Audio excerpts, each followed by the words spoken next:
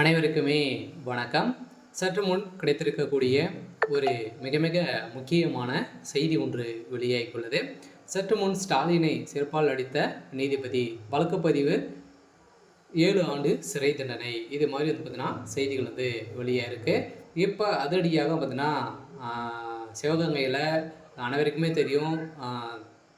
அஜித்குமார் அவர்கள் பார்த்தீங்கன்னா அதிரடியாக மரணமடைந்த சம்பவத்திலிருந்தே திமுகவுக்கு இதிலிருந்து நிறைய தொடர்புகள் இருக்குது அப்படின்றத புகார் மேலே புகார்கள் குவிந்திருந்தது இல்லையா. இந்த நிலையில் கோவையில் பார்த்தீங்கன்னா அதிரடியாக கைதுக்கு பயந்து இதில் பார்த்தீங்கன்னா நிகிதா அவர்கள் முக்கிய குற்றவாளியாக இருக்காங்க. இந்த நிலையில் இதற்கு உறுதுணையாக திமுக செயல்பட்டு வந்தது. இருந்தாலுமே இப்போ இந்த வழக்கின் அடிப்படையில் சிவகங்கையில் பார்த்தீங்கன்னா இன்று நடைபெற்றது. இதில் பார்த்தீங்கன்னா திமுகவிலிருந்து நீதிபதியை கல்லிட்டு எரிந்த சம்பவத்தின் அடிப்படையில் அங்கு ஒரு மிகப்பெரிய கலவரங்களாக மாறி இருந்தது. இதை முதல்வர் ஸ்டாலின் அவர்களும் வந்திருந்தார். அங்கு தான் பார்த்தீங்கன்னா இப்போ இந்த கலவரங்கள் ஏற்பட்டிருக்கு. முதல்வர் ஸ்டாலின் அவர்களுக்கு பார்த்தீங்கன்னா நீதிமன்றமே தீர்ப்பு வழங்கியிருக்காங்க. திமுகவுடைய அரசுக்கு ஒரு மிகப்பெரிய இன்னும் 2-3 நாட்களில் மிகப்பெரிய கெடுகள் இருக்குது. முதல்வர் ஸ்டாலின் அவர்கள் பார்த்தீங்கன்னா அடாவடித்தனங்கள் நிறைய இருக்குது அப்படின்ற மாதிரி குற்றச்சாட்டுகள் நீதிமன்றமே வைத்திருக்காங்க. இந்த நிலையில் தான் முதல்வர் ஸ்டாலின் அவர்கள் பார்த்தீங்கன்னா செருப்பில் அடிக்கிற மாதிரி இருந்ததுன்னா நீதிபதி அவர்கள் பேசியிருக்காங்க. இருந்தாலும் இதை பற்றி இந்த வீடியோவில் நம்ம முழுமையாக பார்க்கலாம். அதுக்கு முன்னாடி நம்ம சேனலுக்கு இப்போ தான் நீங்கள் முதல் முறையாக வந்திருக்கீங்க அப்படின்னா மறக்காமல் நம்மளுடைய சேனலை சப்ஸ்கிரைப் பண்ணி சப்போர்ட் பண்ணுங்கள். வாங்க வீடியோக்குள்ளே போகலாம்.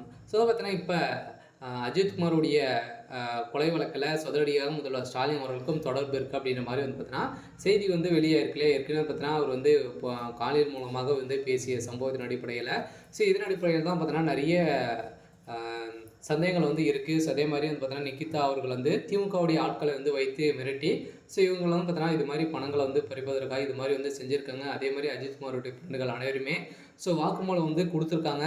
இந்த வாக்குமூலத்தின் அடிப்படையில் இப்போ நிகிதா அவர்கள் அதிரடியாக கைது செய்யப்பட்டிருக்காங்க. கைது செய்யப்பட்டிருந்த நிலையில் இப்போ அதிரடியாக பார்த்தீங்கன்னா அவர்கள் கொடுத்த வாக்குமூலத்தின் அடிப்படையில் தான் ஏற்கனவே திமுகவுக்கும் இவருக்கும் பார்த்தீங்கன்னா நிறைய பிரச்சனைகள் இருந்திருக்கு. இந்த நிலையில் தான் இப்போ முதல்வர் ஸ்டாலின் அவர்கள் பார்த்தீங்கன்னா இப்போ அதிரடியாக அவர் முடிக்க சொன்னதாகவும் ஒரு ஆடியோ லீக் ஆகிருக்கு. இந்த ஆடியோவின் அடிப்படையில் தான் அதிரடியாக முதல்வர் ஸ்டாலின் அவர்களுக்கு நீதிமன்றமே தீர்ப்பு வழங்கியிருக்காங்க.